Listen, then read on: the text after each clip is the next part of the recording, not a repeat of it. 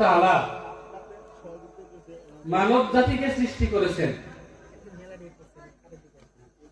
আল্লাহ ফেরেশতাদেরকে জিজ্ঞাসা করেছিলেন, হে আমার ফেরেশতারা, দুনিয়াতে আমি মানুষ ইনসান বানাইতে চাই, তোমরা কি বলো? ফেরেশতারা বলছিলেন, হে আল্লাহ, পৃথিবীতে আপনি এর আগে জিন জাতিকে সৃষ্টি করেছিলেন। জিন জাতিরা তারা নিজেদের মধ্যে একে অপরের সাথে যুদ্ধ বিদ্রোহ করে, মারামারি করে, কাটাকাটি করে তারা নিজেরাই ধ্বংস হয়ে গেছে। মানব জাতিকে সৃষ্টি করবেন, এই মানব জাতিকে সৃষ্টি করলে এরাও তারা কি করবে? নিজেদের মধ্যে মারামারি করে তারা ধ্বংস হয়ে যাবে। আল্লাহ বলছিলেন যে আমি যা জানি তোমরা তা জানো না। আল্লাহ বলছিলেন, কি জবাব দিয়েছিলেন? আমি যা জানি তোমরা তা জানো না। আল্লাহ বড় আশা নিয়ে, বড় আকাঙ্ক্ষা নিয়ে দুনিয়াতে আমাদেরকে সৃষ্টি করেছেন। পৃথিবীতে মানুষ যদি চিন্তা করত আল্লাহ আমাদেরকে কি দিয়েছেন, আল্লাহ কত মহান, আজকে দুনিয়াতে আমরা দুনিয়ার ভালোবাসায়, দুনিয়ার লোভে পড়ে দুনিয়ার দিকে ছুটতেছি, খালি দুনিয়া আর দুনিয়া। পর্দানিশীন আম্মাজানদেরকে উদ্দেশ্য করে বলতেছি, আপনারা একটু চিন্তা করবেন, আল্লাহ যে দুনিয়াতে আমাদেরকে পাঠাইলেন, আচ্ছা বলেন তো, এই যে জমিনটা যে আল্লাহ দিচ্ছেন, জমিনটা কে বানাইছেন? আল্লাহ বানাইছেন। এই জমিনের মধ্যে যে আমরা ফসল আবাদ করি, ফসলটা কে দেয়? আল্লাহ। আসমান থেকে মাটি, পানি কে দেয়? জমিনের তল থেকে পানি কে দেয়? আল্লাহ। হাওয়া আল্লাহ দিতেছে। একটাবার কি চিন্তা হয় না যে দুনিয়াতে আল্লাহ বান্দার জন্য কি করতেছে, আর আমরা দুনিয়াতে বান্দা হয়ে আল্লাহর জন্য কি করতেছি? আমরা তো রূহের জগতের মধ্যে আল্লাহকে স্বীকার করেছি, আল্লাহ তুমি আমাদের রব, তুমি আমাদেরকে বানাইছো, তুমি আমাদের খালিক, আমরা স্বীকার করছি। কিন্তু দুনিয়াতে আসার পরে এমনও বান্দা দুনিয়াতে আমরা হয়েছি, আল্লাহ এত সুন্দর পৃথিবী আমাদেরকে দিলেন, বান্দাকে বহুত মোহাব্বত আল্লাহ দুনিয়াতে করে। পৃথিবীতে কোন মানুষকে যদি একটা ডাক দেওয়া যায়, ভাই, জবাব কয়টা দিবেন? কয়টা জবাব দিবেন গো? একজনকে যদি ডাকা হয়, জবাব কয়টা আসবে? কথা বল, জবাব কয়টা আসবে? একটা জবাব। ভাই কি বলেন? এটুকু জবাব শোনা নাই। পৃথিবীর মধ্যে কোন মানুষকে যদি ডাক দেওয়া হয়, জবাব একটাই আসবে। কিন্তু আমার আপনার মহান রব, মহান প্রতিপালক, ভাইজান একটু সময় খালি, অল্প অল্প একটু। পৃথিবীর মধ্যে যদি কোনো মানুষ আল্লাহকে আল্লাহ বলে ডাক দেয়, আল্লাহ তার জবাব 70 বার দেয়। নিজের অস্তিত্ব দেখতে আমরা জানি, নিজের অস্তিত্ব আল্লাহ দুনিয়াতে আমাদের কি অস্তিত্ব দিয়ে দুনিয়াতে পাঠাইছেন, আমাদের সম্মান আল্লাহর কাছে কত বড়, আল্লাহ আমাদের কত মহব্বত করেন। দুনিয়াতে যখন আমরা চলতেছি, সারাটা দিন পরিশ্রম করি না নাই? নামাজ বহুত মানুষ আছে, নামাজ আমরা আদায় করি আলহামদুলিল্লাহ, কিন্তু বহুত মানুষ আছে এক ওয়াক্ত নামাজও পড়ে না, এমন মানুষ আছে না নাই? আচ্ছা করেন তো দেখি, দুনিয়াতে যে আল্লাহ জমিন দিলেন, যে আল্লাহ আবাদ দিতেছেন, যে আল্লাহ বৃষ্টি দিতেছেন, যে আল্লাহ হাওয়া দিলেন, যে আল্লাহ চন্দ্র দিলেন, যে আল্লাহ সূর্য দিলেন, আচ্ছা বলেন তো দেখি, যদি পৃথিবীতে আল্লাহ যদি বলে, বান্দা, হে বান্দা, তোরা আমার পৃথিবী থেকে বাহির হয়ে যা, আচ্ছা কোন তো দেখি, আমরা পৃথিবী থেকে বাহির হয়ে গেলে আল্লাহর জায়গা ছাড়া আমরা কোনো জায়গায় যাইতে পারবো কি? নিজের কোনো জায়গায় যাইতে পারবো না। নিজের অস্তিত্বটা একবার চিন্তা করেন, আল্লাহ দুনিয়াতে আমাদেরকে কি জন্য পাঠাইছে?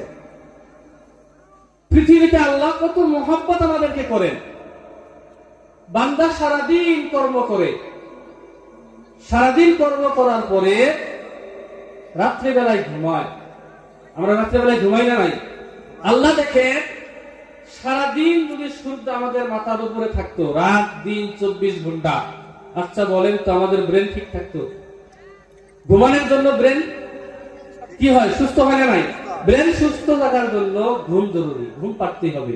কমস কম 6 ঘন্টা বা 7 ঘন্টা ঘুম একজন মানুষের জন্য জরুরি। তো পৃথিবীর মধ্যে দেখে আল্লাহ চিন্তা করলে, আল্লাহ ভাবলেন যে দুনিয়ার জমিনের মধ্যে আমি যে বান্দাদেরকে পাঠাইলাম, তো তো পাঠানোর পরে আমার বান্দারা সারাদিন পরিশ্রম করবে, আমার এই বান্দাদের একটু রেস্টের দরকার আছে না ভাই? রেস্ট করার জন্য আল্লাহ রাত্রি দিলেন। আল্লাহ বলতেছেন আমি দুনিয়াতে বান্দাদেরকে রাত দিলাম লেবাস স্বরূপ। দুনিয়াতে যেমন মানুষ জীবিত থাকতে হলে শরম লজ্জা, মানুষের সামনে চলতে হলে আমাদের লিবাসের দরকার আছে না, কাপড়ের দরকার আছে না? কাপড় ছাড়া যখন মানুষ চলতে পারে না, ঘুম ছাড়াও মানুষ চলতে পারে না, আল্লাহ তার জন্য দুনিয়াতে আমাদেরকে রাত দিলেন। এত নাফরমানি করতেছি, এত গুনাহের কাম করতেছি, মদের আড্ডার মধ্যে গিয়ে বসে থাকি, তাসের আড্ডার মধ্যে গিয়ে বসে থাকি। আচ্ছা বলেন তো দেখি, আল্লাহ চাইলে পাঠাবে বান্দা তোকে আমি বানাইছি, দুনিয়াতে আল্লাহ বানাইছে না? আল্লাহ যদি বলতে রে তোরে আমি বানাইছি, তুই আমার জমিনে থাইকা আমার খেয়ে আমার পরে আমার বাতাস আমার অক্সিজেন তুই নিতেছিস, আমার চন্দ্রের দ্বারা আমার সূর্যের দ্বারা তুই কি করতেছিস? আবাদ পোষণ করতেছিস। সূর্য যদি না থাকতো গাছ বৃক্ষ তরুলতা হইতো, যারা শিক্ষিত আমরা জানি পৃথিবীর মধ্যে গাছ বৃক্ষ তরুলতা বড় হওয়ার জন্য সূর্যের প্রহর জরুরি, সূর্যের প্রহর থাকতেই হবে। সূর্যের প্রহরের দ্বারা গাছের শালক সংশ্লেষণ একটা নাম নাই, শালক সংশ্লেষণ নামের একটা পদ্ধতি আছে, প্রক্রিয়া আছে, যার দ্বারা গাছ বৃদ্ধি হয়, গাছের মধ্যে ফল ফলান্ত আসে। আল্লাহ যদি বলতো যে তুই আমার জমিনে থেকে আমার খায়া দুনিয়াতে আমার সাথেই নাফরমানি করতেছিস, আল্লাহ কিন্তু দুনিয়াতে আমাদের ধ্বংস করে দিতে পারতো না? আল্লাহর ক্ষমতা আছে, কিন্তু আল্লাহ ধ্বংস করে না। আল্লাহ তাকায়া থাকে, বান্দা গুনাহ করতে থাকে, আল্লাহ তার দিকে তাকায়া থাকে। যে সমস্ত বান্দারা দুনিয়াতে গুনাহ করে আল্লাহ তাদের উপরে তাকায়া থাকে, এমন ভাবে তাকায়া থাকে তাদের উপরে যে দুনিয়ার মধ্যে যদি কোনো মা তার সন্তান যদি দুনিয়াতে মাকে মা বলে ডাক না দেয়, আচ্ছা বলেন তো মার আত্মাটা মার অন্তরটা কি হবে কাঁদবে? কোন সন্তান যদি মাকে মা বলে ডাক না দেয়, মা কি করবে? সন্তানটা আমাকে কখন মা বলে ডাক দেয়? আর মা বলে যখন সন্তান, যারা বাবা হয়েছে যারা মা হয়েছে, সন্তান পকলে এসে যখন যত মাথায় কি থাকুক, অশান্তি থাকুক, যত চিন্তা থাকুক, সন্তান এসে যখন আব্বাকে আব্বা বলে ডাক দেয়, মাকে মা বলে ডাক দেয়, সকল চিন্তা কিন্তু তখন দূর হয়ে যায়। কথা ঠিক না ঠিক? সকল চিন্তা দূর হয়ে যায়। তো আল্লাহ ওইরকম ভাবে তাকায় থাকে, মা যেমন ভাবে তাকায় থাকবে সন্তানের উপরে, কখন আমাকে মা বলে ডাক দেয়। আর ওই সমস্ত বান্দা যখন হঠাৎ করে একবার আল্লাহকে আল্লাহ বলে ডাকবে, আল্লাহ তার জবাব 70 বার দিয়ে দেয়। আল্লাহ তার জবাব 70 বার দিয়ে দেয়। সেই মহান আল্লাহ রাব্বুল আলামিন। আল্লাহ কোরআনে বলতেছে, মা গররাকা বিরাব্বিকাল কারীম, মা গররাকা বিরাব্বিকাল কারীম। হে আমার বান্দারে, তোমরা দুনিয়াতে গেলা, দুনিয়াতে যাওয়ার পর কোন লোভ লালসায়, কোন ভালোবাসায় করে আমি আল্লাহরে ভুলে গেলাম? আমি তো তোমাদের পালন করতেছি, আমি তো তোমাদেরকে বানাইছি, কার ভালোবাসায় করে তুমি আমাকে ভুলে গেলা? আমি তো তোমার রব, আমি তো তোমাকে বানাইছি। যখন কোন যুবক মসজিদের মধ্যে গিয়ে সিজদা করে, সিজদা দেওয়ার সাথে সাথে আল্লাহর আরশ থরথর করে কাঁপা আরম্ভ করে। যুবকের সিজদার এত পাওয়ার দুনিয়াতে, সিজদা দেওয়ার সাথে সাথে আল্লাহর আরশ থরথর করে কাঁপা আরম্ভ করে। আল্লাহ ফেরেশতাদেরকে ডাকতে বলে, ফেরেশতারা দেখো, এই যে যুবক বান্দাটা দুনিয়ার অশ্লীল বহু কাজ রয়েছে, সেগুলো বাদ দিয়ে যুবকটা আমাকে কোনোদিন দেখে নাই, আমার রসুলকে দুনিয়াতে আসছিল, সেই রসুলকেও দেখে নাই, আমি যে জাহান্নাম বানিয়েছি আমার জাহান্নামও কোনোদিন দেখে নাই। এই যুবকটা আমাকে খুশি করার জন্য, জাহান্নাম থেকে মুক্তি পাওয়ার জন্য যুবকটা আমাকে সিজদা করেছে। হে আমার ফেরেশতা, তোমরা শোনো, বান্দার জিন্দেগীর সমস্ত গুনাহ মাফ করে দিলাম। আল্লাহকে রাজি করার জন্য, আল্লাহকে খুশি করার জন্য যদি কোনো যুবক সিজদা করে, আল্লাহ তার জিন্দেগীর সমস্ত গুনাহ। এটাই আমাদের অস্তিত্ব। আমরা নিজেদের অস্তিত্ব জানি না, আমরা কোন জায়গাতে আমরা আছি, কোথায় চলতেছি। তার মধ্যে আল্লাহ রাব্বুল আলামিন আমাদেরকে এমন একজন নবী দান করছেন, আল্লাহ এমন একজন নবী আমাদেরকে আল্লাহ দান করছেন, যে নবীর আদর্শ দেখলে, যে নবীর সিরাত দেখলে, যে নবীর পরিচয় দেখলে অন্য ধর্মের মানুষও পর্যন্ত মুসলমান হয়ে গেছে। নবীর আদর্শ দেখে, নবীর পরিচয় দেখে তিনি কোন আদর্শ নিয়ে দুনিয়াতে আসছিলেন আর আমাদের আদর্শ কি। রাসূল সাল্লাল্লাহু আলাইহি ওয়াসাল্লামের একটা হাদিস বর্তমান সমাজের মধ্যে বড় জরুরি হয়ে গেছে, বর্তমান সমাজের মধ্যে বড় ফিতনা হয়ে গেছে বস্তুটা। আল্লাহর নবী সাল্লাল্লাহু আলাইহি ওয়াসাল্লাম বলেন, লাইসা মিন্না লাইসা মিন উম্মতি। দুইটা হাদিসের মধ্যে দুই ধরনের riwayat পাওয়া যায়। একটা হাদিসের মধ্যে আছে লাইসা মিন্না, আরেকটা হাদিসের মধ্যে আছে লাইসা মিন উম্মতি। লাইসা মিন উম্মতি রাসূলুল্লাহ সাল্লাল্লাহু আলাইহি ওয়াসাল্লাম। আল্লাহর নবী বলেন, আমি নবীর উম্মতের দলভুক্ত নয়, আমি নবীর দলভুক্ত নয় ওই সমস্ত ব্যক্তিগুলো মান লাম ইয়ারহামু সাগীরানা, মান লাম ইয়ারহামু সাগীরানা ওয়া লাম ইউআক্কির কাবীরানা।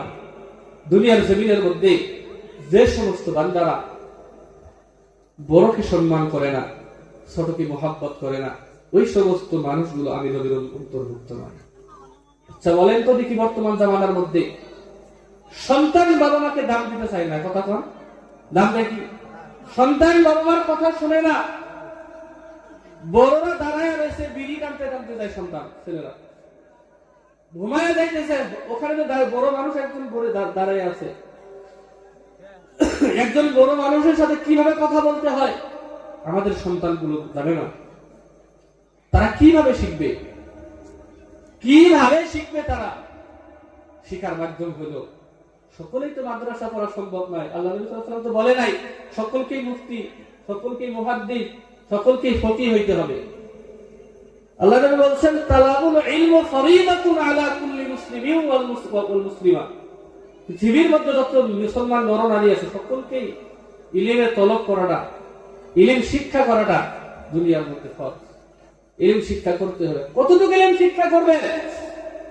নামাজ যেগুলো আজকে সুন্দর জানাজার নামাজ কিভাবে হইল, ঈদের নামাজ কিভাবে হইল, এই সমস্ত শিক্ষাগুলো প্রত্যেকটা মুসলমানের ফরজ।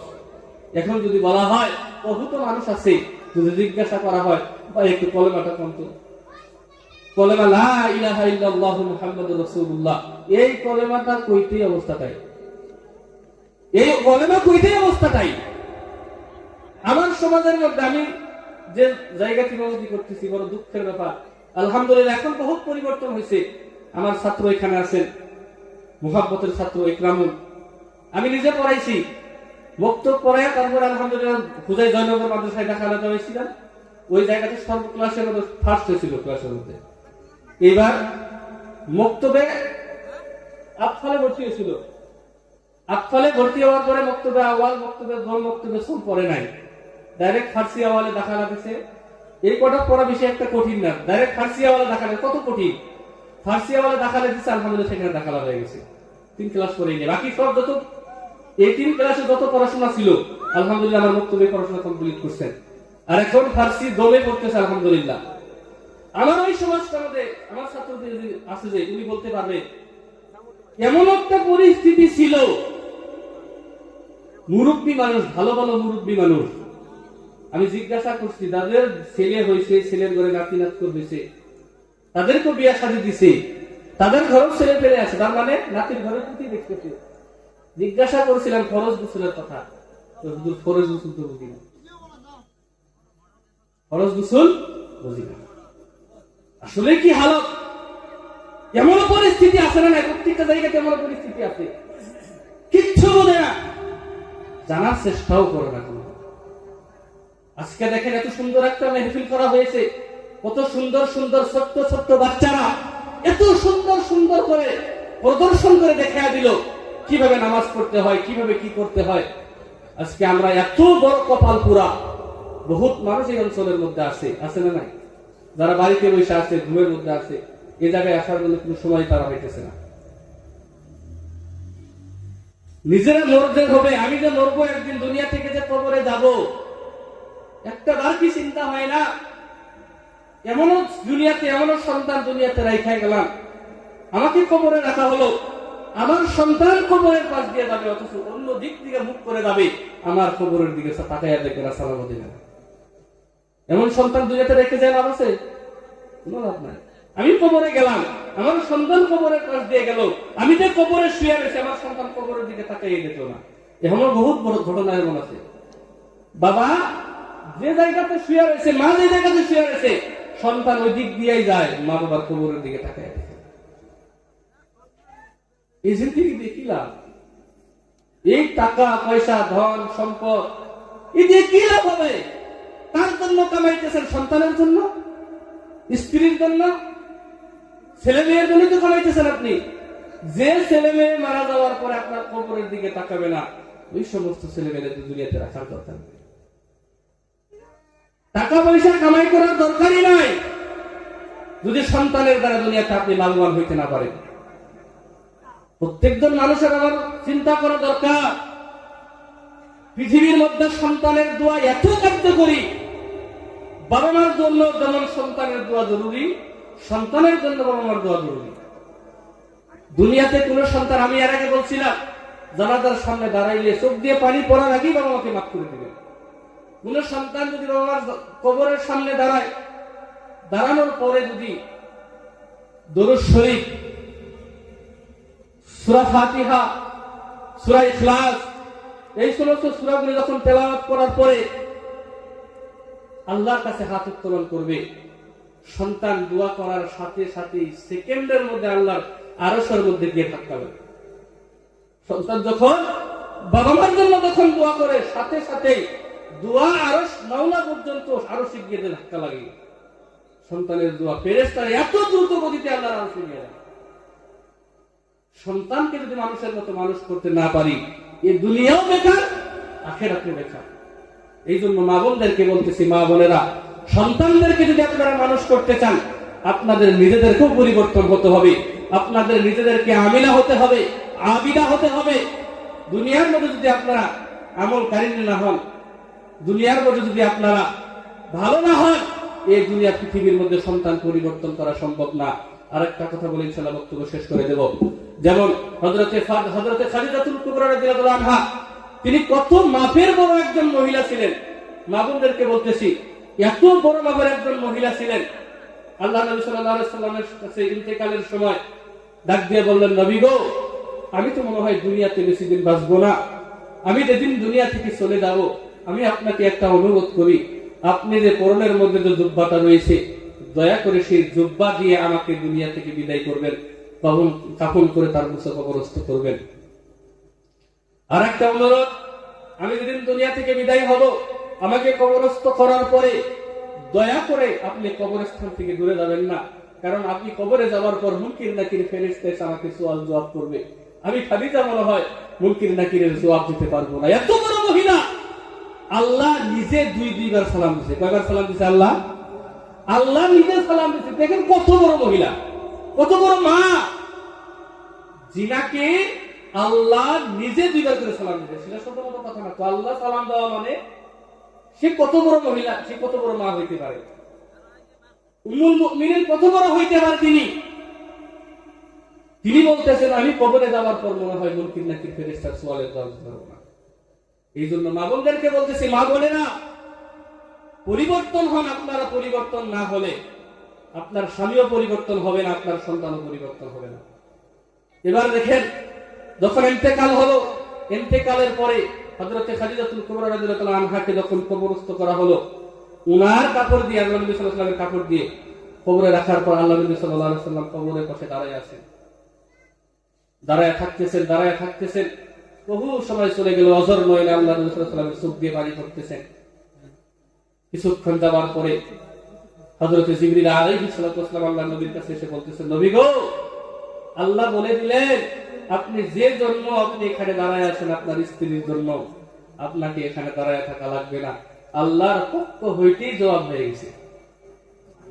আল্লাহর পক্ষ হইতেই আপনার স্ত্রী হযরতে খাদিজাতুল কুবরা রাদিয়াল্লাহু আনহা, তিনার জবাব আল্লাহ নিজেই ফেরেশতাদেরকে দিয়ে দিয়েছেন। এরকম জিন্দেগি আমাদেরকে বানাইতে হবে, মা বোনদেরকে এরকম জিন্দেগি বানাইতে হবে। মা বোনেরা, আপনারা পরিবর্তন হন, আপনাদের সন্তানদেরকে পরিবর্তন করেন।